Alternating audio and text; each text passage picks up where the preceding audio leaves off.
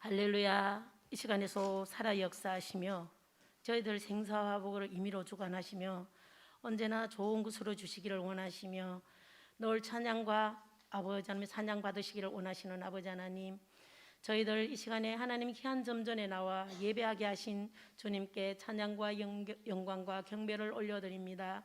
성의로 한 3일 동안도 저희들 세상 가운데 살면서 얼마나 하나님 말씀 앞에 살았으며 언제나 하나님과 동행하고 살았는지 되돌아볼 수 있는 귀한 시간이 되게 하시고, 무엇보다 아버지 하나님 주님의 주신 그 자녀로서의 아버지 하나님 그 권리를 누리지 못하고 살아온 저희들 이 시간에 주님의 그 보혈의 능력으로 덮어주시고 씻어주시고 깨끗게 하여 주셔서 성령 하나님이 도우심으로 말미암아 이 예배 이 시간에 다시 한번 아버지 하나님 저희들이 일어설 수 있는 귀한 시간이 되게 성령 하나님 도와주시옵소서. 하나님 이 나라 이 민족을 불쌍히 여기시고 긍휼히 여기시사 다시 한번 성령의 바람이 불게 하시고 하나님이 교회들이 일어나게 하시고 성도들이 일어나게 하시고 주의 종들이 일어나서 정말 이 나라 이 민족이 다시 한번 회복되어서 하나님이 주신 그 복을 누릴 수 있는 아름다운 이 나라 이 민족이 될 수 있도록 성령 하나님이 역사하여 주시옵소서.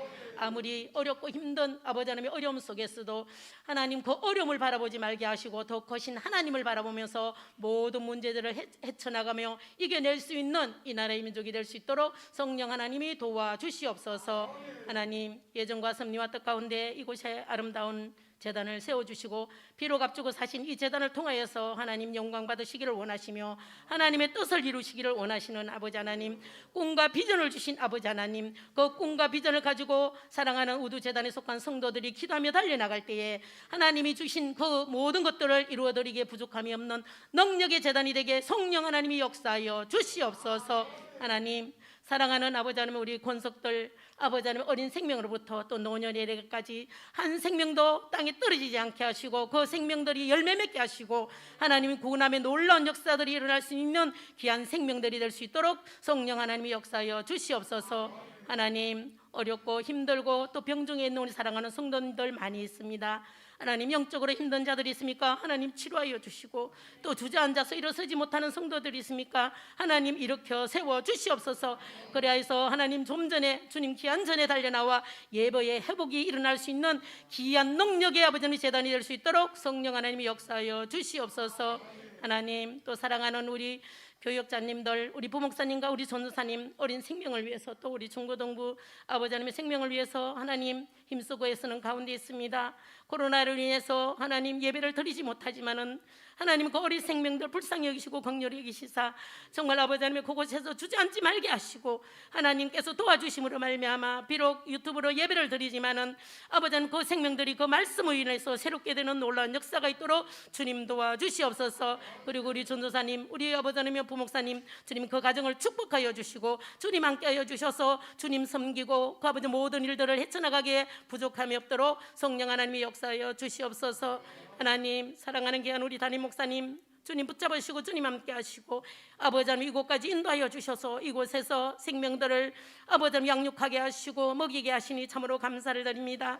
하나님 사랑하는 귀한 우리 목사님 영육간의 강건함을 허락하여 주시고 영력을 다하여 주시고 영권을 허락하여 주시고 말씀을 들고 아버지 하나님의 제단에 설 때마다 하나님 그 말씀으로 인해서 사랑하는 성도들이 하나님의 사람으로 성령의 사람으로 날마다 거듭나서 성화되는 놀라운 역사가 일어날 수 있는 귀한 우리 목사님이 될 수 있도록 주님 도와주시옵소서. 하나님 우리 사랑하는 목사님 가정 하나님 아시지 않습니까? 우리 사모님 건강으로 허락하여 주시고 또 아버지 하나님의 두 자녀 있습니다. 하나님 거기를 열어주시옵소서.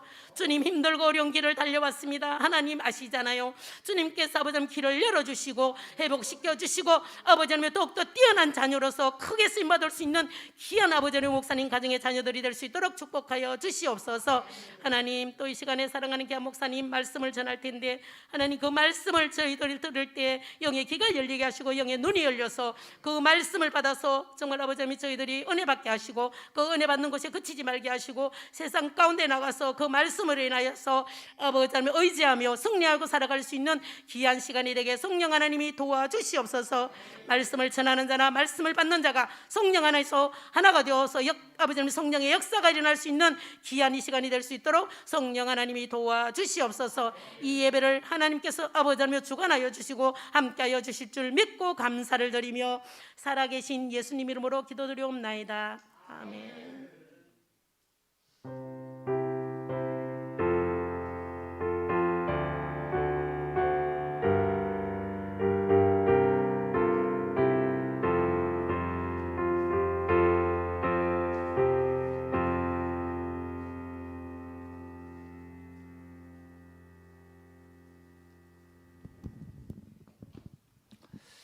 오늘 우리가 함께 공부할 말씀 요한복음 13장 1절부터 20절까지 있는 말씀,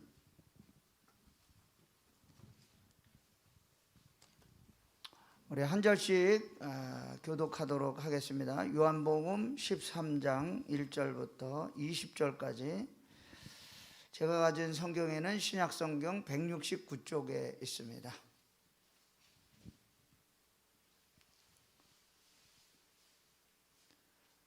한 절씩 우리 교독하도록 하겠습니다. 유월절 전에 예수께서 자기가 세상을 떠나 아버지께로 돌아가실 때가 이른 줄 아시고 세상에 있는 자기 사람들을 사랑하시되 끝까지 사랑하시니라.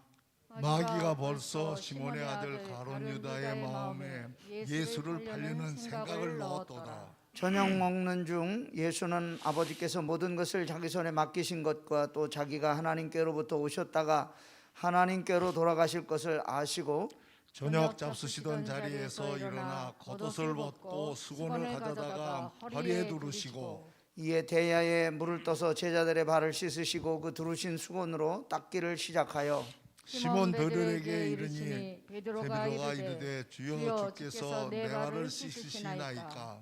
예수께서 대답하여 이르시되 내가 하는 것을 내가 지금은 알지 못하나 이후에는 알리라. 베드로가 이르되 내 발을 절대로 씻지 못하시리라. 예수께서 대답하시되 내가 너를 씻어주지 아니하면 네가 나와 상관이 없느니라. 시몬 베드로가 이르되 주여 내 발뿐 아니라 손과 머리도 씻어 주옵소서. 예수께서 이르시되 이미 목욕한 자는 발밖에 씻을 필요가 없느니라. 온몸이 깨끗하니라. 너희가 깨끗하다 다는 아니니라. 이는 자기를 팔자가 누구인지 아심이라. 그러므로 다는 깨끗하지 아니하다 하시니라. 그들의 발을 씻으신 후에 옷을 입으시고 다시 앉아 그들에게 이르시되 내가 너희에게 행한 것을 너희가 아느냐. 너희가 나를 선생이라 또는 주라 하니 너희 말이 옳도다. 내가 그러하다. 내가 주와 또는 선생이 되어 너희 발을 씻었으니 너희도 서로 발을 씻어주는 것이 옳으니라. 내가 너희에게 행한 것 같이 너희도 행하게 하려 하여 본을 보였노라.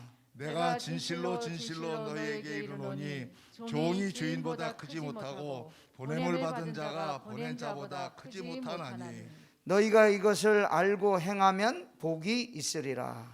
내가 너희 모두를 가리켜 말하는 것이 아니니라. 나는 내가 택한 자들이 누구인지 알미라.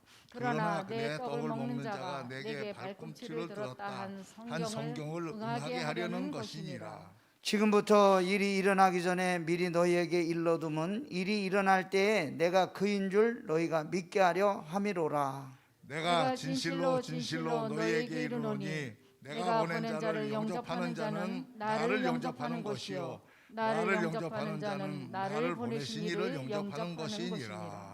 아멘. 20절 말씀까지 우리 읽었습니다. 우리 26속 속도원들 찬양하여 주시겠습니다.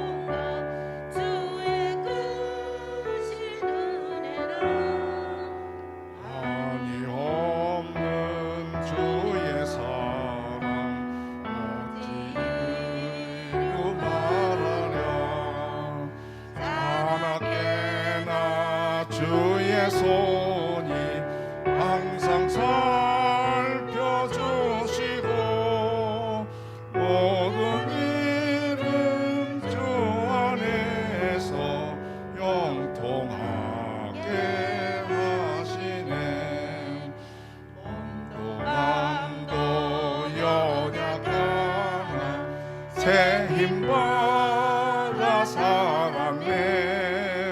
물붓듯이 부시는 주의 은혜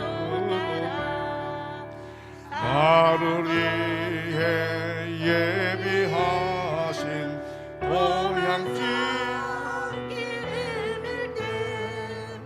주의 손을 굳게 잡고 찬송하며 가리라.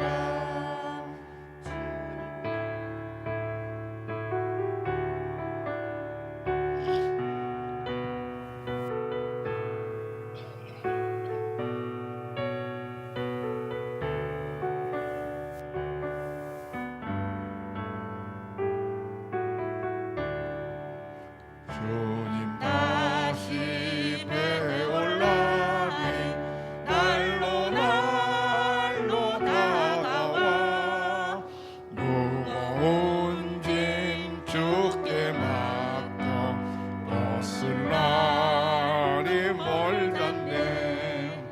나를 위해 예비하신 고향길에 돌아가 아버지의 품 안에서 영원토록 살리라.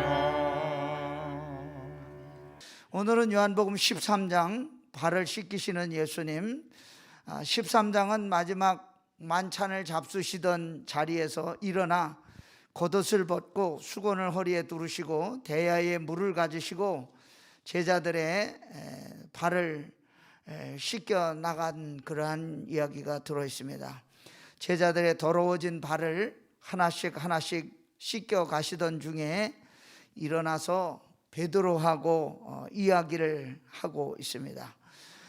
예수님은 자기 구속의 사역을 완성하기 위해서 십자가의 길로 나가야만 하셨는데 제자들의 신앙과 인격을 보니까 아직도 세상적이고 물질적이고 변화되지 않는 모습을 그대로 가지고 있었습니다. 그래서 주님께서 대야에 물을 떠서 제자들의 발을 씻겨주시면서 그리고 그 수건으로 제자들의 더러워진 발을 닦아주시면서 내가 주와 또는 선생이 되어 너희 발을 씻었으니 너희도 서로 발을 씻어주는 것이 옳으니라 이렇게 말씀하고 있습니다.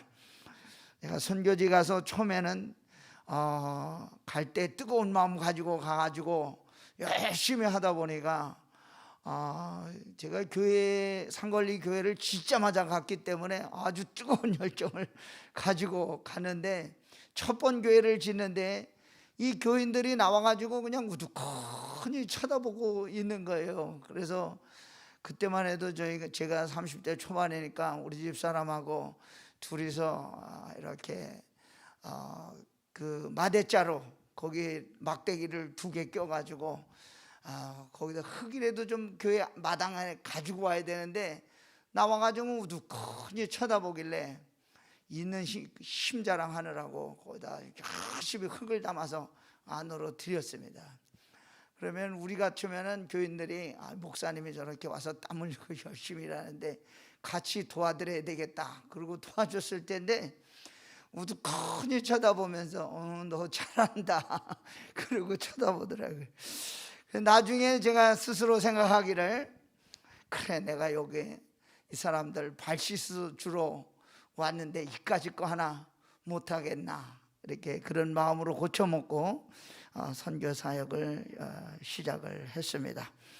오늘 이 13장을 통해서 우리에게 주시고자 하시는 영적인 교훈이 무엇일까요? 첫째로 발을 씻긴다고 하는 것은 영적인 겸손과 인격적인 겸손 또 사랑의 봉사정신으로 섬기는 제자의 태도를 말하고 있습니다. 예수님이 제자들의 발을 씻기시는 것은 자기들 중에서 천국에서 누가 큰 사람이 될 것인가 서로 다투고 있는 제자들의 교만함 그리고 어리석은 행동을 꾸짖으신 것이기도 합니다. 종의 모습을 보여주심으로써 하나님 나라와 또 다른 사람을 어떻게 섬기며 살아가야 될지 거기에 대해서 설명하고 있습니다. 유대 전통에 의하면 밖에서 집안으로 돌아올 때는 반드시 발을 씻어야 하는 풍습이 있었습니다. 더운 기후에 살다 보니까 이 사람들이 주로 양말을 신지 않고 발에 샌들 같은 걸 신고 살지 않습니까? 여기 필리핀도 거의 양말 신고 다니는 사람은 거의 없습니다. 좀 화이트 칼라 정도 돼야 뭐 양말 신을까 말까지 거의 다 맨발로 다닙니다. 그러다 보니까 흙과 먼지가 발에 많이 묻게 되기 때문에 부유한 집안들은 하인을 두고 주인이 바깥에서 일하다가 들어오면 발을 씻어주는 예를 갖추고 살았습니다. 하인이 없는 집은 보통 이제 주인이나 주인의 자녀들이나 주인 부인께서 직접 손님들의 발을 씻겨 주었습니다. 마가복음 10장 35절과 37절에 보면 세베대의 아들 야고보와 요한이 예수님께 간청했습니다. 선생님, 우리 소원 들어주시기 원합니다. 너희가 내게 무엇 원하느냐? 이 두 제자가 예수님께 대답했습니다. 저희가 주의 영광스러운 나라에서 선생님의 오른쪽과 왼쪽에 앉게 허락해 주십시오. 발을 씻어 주시면서 가르치려고 하는 교훈은 하나님 나라의 질서와 방법에 대해서 설명하고 있는 것입니다. 세상에서는 낮은 사람이 높은 사람을 섬기는 것이 정상적인 일이지만 예수님이 가르쳐 주시는 하나님의 질서와 법은 우리의 이런 문화와 관습과는 정반대되는 것입니다. 예수님이 마지막 저녁 만찬에서 종이 되어 주셔서 제자들의 발을 씻겨 주심으로 제자직이 뭐냐? 발 씻겨 주는 것이다 고 하는 것을 가르쳐 주고 있습니다. 베드로는 발을 씻기려고 자기에게 다가오신 주님을 보고 절대로 내 발을 씻기지 못한다고 거절했습니다. 그때 주님이 내가 너를 씻어주지 아니하면 네가 나와 상관이 없느니라. 베드로의 대답을 보면 절대로 내 발을 씻기지 못한다고 이야기하고 있습니다. 이 말 속에는 베드로가 겸손한 그러한 모습으로 이야기를 하는 거 아니라 베드로가 주님 앞에 내놓기 싫은 거, 자기 더러운 발도 물론 내놓기 싫었지만 감추고 싶은 뭔가가 있다는 거예요. 그런데 우리는 주님 앞에 나올 때 감추고 싶은 것까지라도 끄집어내야 한다는 것을 가르쳐 주고 있습니다. 누구든지 다 내놓기 싫고 감추고 싶고 부끄럽고 더러운 것들이 다 있다는 것입니다. 그런데 이 수치와 허물은 누구에게 가지고 와서 내놓아야 되는 것입니까? 우리의 더러운 삶 모든 것을 아시는, 우리를 깨끗하게 씻어주시기를 원하시는 예수님의 보혈로 우리를 씻지 않으면 우리는 주님과 아무 상관이 없다는 것입니다. 우리의 더러운 죄악을 씻어주실 분은 누구십니까? 예수 그리스도이십니다. 이 세상에 찾아오신 목적이 무엇입니까? 더럽혀진 영혼들, 그리고 부끄러운 영혼들, 취약한 영혼들, 씻음을 받기를 원하는 사람들 씻어주시기 위해서, 죄악된 것을 씻어주시기 위해서 십자가에 피를 흘려주신 것입니다. 그래서 제자들의 발을 씻겨주시는 것은 영적인 청결을 말하는, 죄로부터 오염된 영혼이 깨끗하게 되어야 하나님 나라에 들어갈 수 있다고 하는 것을 가르쳐 주는 것입니다. 내가 너의 영혼을 죄악의 오염에서 씻어내지 아니하면 너는 나와 아무 상관이 없다, 그렇게 말씀하고 있는 것입니다. 주님으로부터 죄의 씻음을 받은 사람만이 그리스도와 합당한 영적인 관계를 맺을 수가 있는 것입니다. 그래서 보혈의 피로 씻기움을 받은 성도들만이 영적인 청결을 누릴 수가 있습니다. 우리가 죄사함의 은혜를 누리고 주님의 모습을 따라 서로의 발을 씻기는 섬김의 자리에서 실천하면서 주님의 보혈로 정결함을 유지하며 살아가는 저와 여러분 되기를 간절히 소망합니다. 두 번째로 예수 그리스도를 통한 하나님의 사랑이 최고의 사랑이라고 하는 사실을 가르쳐 주고 있습니다. 유대인들에게는 613개의 율법 조항이 있습니다. 그 중에 248개는 하라고 하는 계명이고 365개는 하지 말라는 금령입니다. 그래서 이 모든 율법은 모세로부터 나왔다고 믿기 때문에 동등한 구속력과 절대적으로 지켜야 할 책임이 있다고 믿었습니다.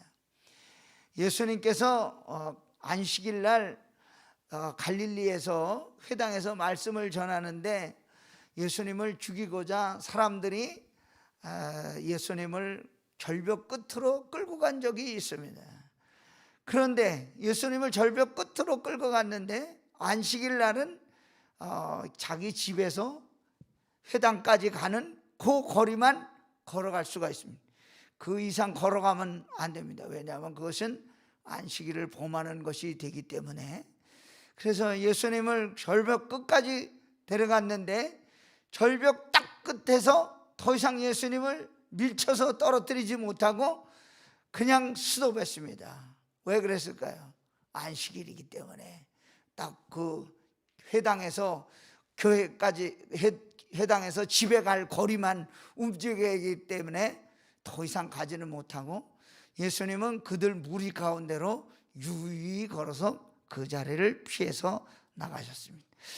이 많은 율법을 두고 율법할 자들 간에 서로 의견이 달랐습니다. 어떤 것이 중요한지 심각한 논란이 있었고 율법을 전공하고 가르치는 율법 교사들도 자기들의 율법이 통달하고 있다는 자부심에서 예수님의 마음을 떠보려는 그런 의도, 그리고 사람들에게 자기의 율법의 지식만을 보여주려고 했지 어떻게 해야 될지는 가르쳐주지 않았습니다. 예수님이 제자들의 발을 씻겨주시는 것은 그리스도의 사랑을 받을 자격이 없는 그런 제자들에게, 아무 쓸모없는 제자들을 선택해 주시고 하나님의 자녀 삼아 주시고 십자가에 죽어 주시고 피를 흘려 주신 그 사랑이 최고의 사랑이라고 하는 사실을 가르쳐 주기 위한 것이었습니다. 1절 말씀, 유월절 전에 예수께서 자기가 세상을 떠나 아버지께로 돌아가실 때가 이른 줄 아시고 세상에 있는 자기 사람들을 사랑하시되 끝까지 사랑하시니라. 하나님께서 아들이신 예수 그리스도를 우리를 위해서 보내주셨습니다. 그리고 이 땅에서 모든 사역을 마무리하실 때가 돼서 십자가의 순환을 눈앞에 두고 계시게 되었습니다. 그런데 제자들, 자기를 대신해서 이제 사명을 완수할 제자들을 사랑하시되 어떻게 사랑하실 것인가? 그 사랑을 보여주시기 위해서 친히 몸으로 보여주시고 표현하신 것이 무엇인가 하면 제자들의 발을 씻기는 것을 선택하셨다고 하는 거예요. 저와 여러분도 하나님의 사랑을 입고 그리스도의 사랑을 입은 자녀들인데 하나님이 저와 여러분을 사랑하시되 끝까지 사랑하고 있다는 사실을 믿으시기 바랍니다. 왜냐하면 우리는 그리스도의 몸이기 때문입니다. 교회가 교회 안에서 서로가 서로를 사랑하지 않고 사는 것은 무슨 뜻입니까? 그리스도의 몸을 제대로 이해하지 못하고 사는 모습인 것입니다. 주님께서 제자를 끝까지 사랑하신 것은 우리들도 어떻게 해야 되어야 하는 것을 보여준 것입니다. 그래서 우리는 우리의 지체들, 우리의 형제들, 우리의 자매들, 우리 성도들을 어떻게 사랑해 줘야 됩니까? 사랑하려면 끝까지 사랑해야 될 줄로 믿습니다. 끝까지 사랑하려면 어떻게 해야 됩니까? 참아야 됩니다. 기다려야 됩니다. 잘할 때까지 칭찬하고 용기를 줘야 합니다. 그것이 끝까지 사랑하는 방법입니다. 그래서 오늘 13장 34절과 35절에 보니까 새 계명을 너희에게 주노니 서로 사랑하라. 내가 너희를 사랑한 것 같이 너희도 서로 사랑하라. 너희가 서로 사랑하면 이로써 모든 사람이 너희가 내 제자인 줄 알리라. 그래서 우리가 사랑을 실천하려면 교회에서, 그리고 사회에서, 가정에서 조건 없이 사랑해야 될 줄로 믿습니다. 사랑하기 위해서는 어떻게 됩니까? 자기 조건, 자기 이익, 그것을 위해서 하는 것입니까? 참사랑은 조건을 붙이지 않는다는 특징을 가지고 있습니다. 그러면 어떤 사랑입니까? 무조건적인 사랑이죠. 우리 부모님들이 자식 사랑하는 사랑이 바로 그런 사랑 아니겠습니까?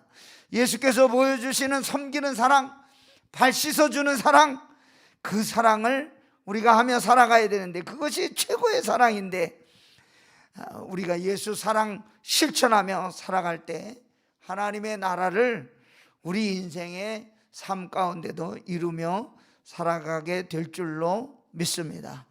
예수 사랑 실천하며 살아가는 저와 여러분 되기를 주의 이름으로 부탁합니다. 세 번째, 그리스도의 사랑은 희생의 사랑이신데 그 본질은 하나님의 사랑이라는 것입니다. 요한일서 4장 16절, 하나님이 우리를 사랑하시는 사랑을 우리가 알고 믿었노니 하나님은 사랑이시라.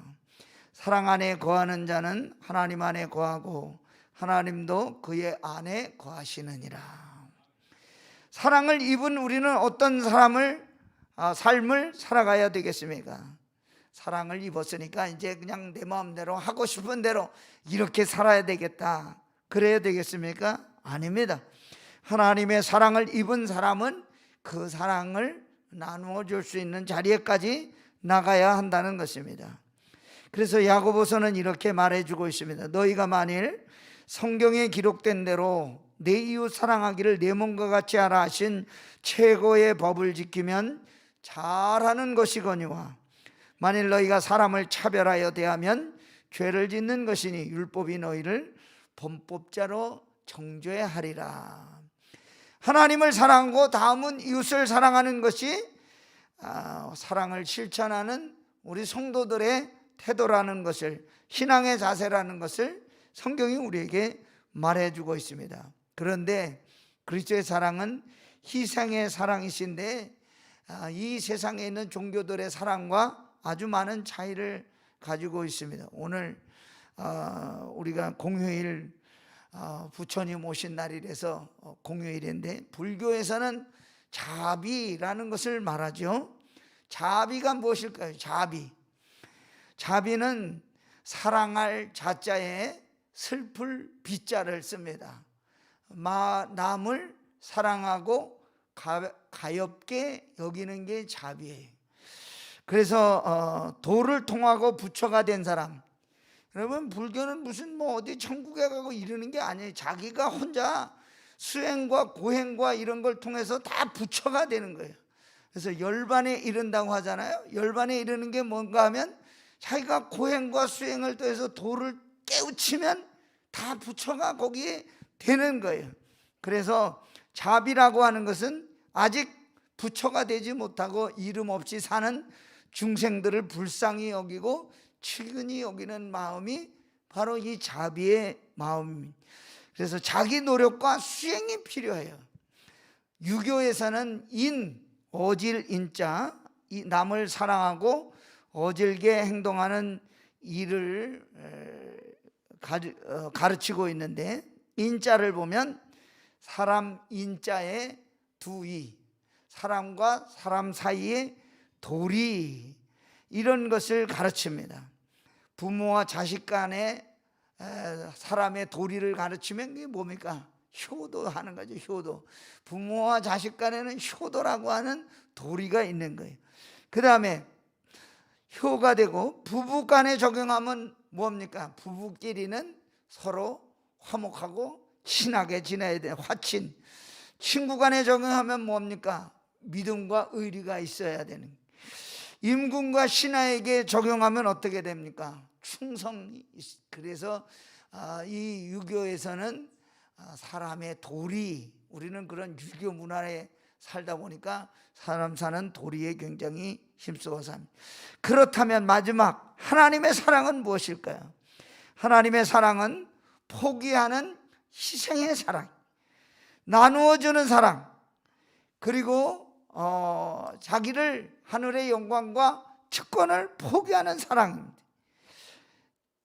빌립보서 2장 6절과 8절, 그는 근본 하나님의 본체시나 하나님과 동등됨을 취할 것으로 여기지 아니하시고 오히려 자기를 비워 종의 형체를 가지사 사람들과 같이 되셨고 사람의 모양으로 나타나사 자기를 낮추시고 죽기까지 복종하셨으니 곧 십자가에 죽으심이라. 예수 사랑은 뭡니까? 죽어야 되는 사랑의 특징입니다. 예수께서 발을 씻기신 이유는 무엇입니까? 종이 돼서 제자들의 더러운 발을 씻겨주신 이유도 사랑을 실천하는, 포기하려는, 그리고 나누어 주려는 모범을 우리에게 보여주신 것입니다. 그러면 모범을 보여주신 이유는 무엇입니까? 우리도 그렇게 하라고 하는 의미가 묵시적으로 들어있는 것입니다. 교회가 가장 힘있을 때는 언제일까요? 우리 교회가 능력 있고 힘있고 할 때는 언제일까요?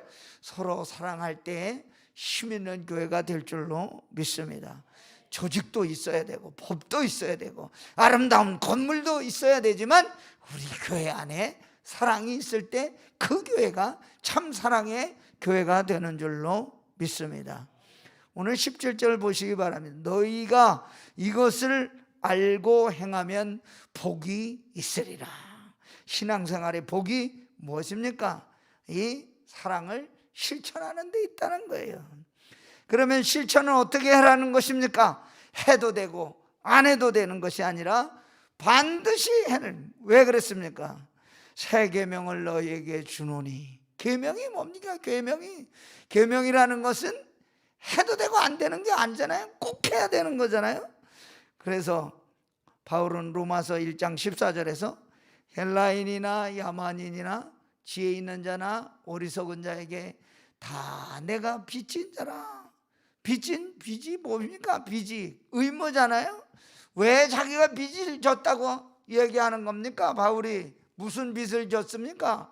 빚진 것이 없지요, 사실 따지고 보면. 그런데 항상 바울은 이 사람들의 내가 사랑의 빚을 졌다고 생각하고 살았다는 것입니다. 빚이 무엇일까요? 권면일까요? 아닙니다. 교훈일까요? 아닙니다. 설교일까요? 아닙니다. 그럼 무엇입니까? 꼭 실천해야 되는 사랑이라는 것입니다.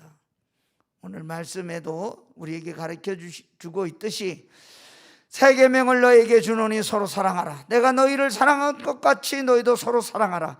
너희가 서로 사랑하면 이로써 모든 사람이 너희가 내 제자인 줄 알리라. 예수님의 제자라는 사실, 저 사람 예수님 제자구나 하는 걸 뭘로 안다고 했습니까? 사랑을 실천하면 모든 사람이 저절로 안다고 말씀하고 있습니다. 주님의 사랑이 우리 사랑이 되어서 우리 가정에, 우리 이웃에, 우리 교회에 실천되어서 하나님께 영광 돌리며 살아가는 우리 모두 되기를 주의 이름으로 축원합니다. 할렐루야. 참 좋으신 하나님 아버지, 오늘 이 저녁에 저희들이 수요 합심 기도회로 모여 한 목소리로 기도하고 열심히 찬송하고 하나님께 영광 올려드리게 하여 주시니 감사를 드립니다. 아버지, 이 수요 합심 기도회를 하나님께서 기억하여 주시고 이 예배에 참석하기를 원하는 심령들이 많이 있게 하여 주옵소서. 방송으로라도 수요 합심 기도에 참여할 수 있도록 주여 붙들어 주시옵소서. 핑계하지 않게 하여 주시옵소서. 코로나 핑계로 이리저리 갈 곳은 다 다니면서 모이기는 피하는 어떤 사람들과 같이 하지 말게 하여 주시고, 우리가 이 마지막 시대에 끝까지 주님 의지하며 믿음으로 승리하는 저희들 다 되게 하여 주옵소서. 예수님의 이름으로 기도하옵나이다.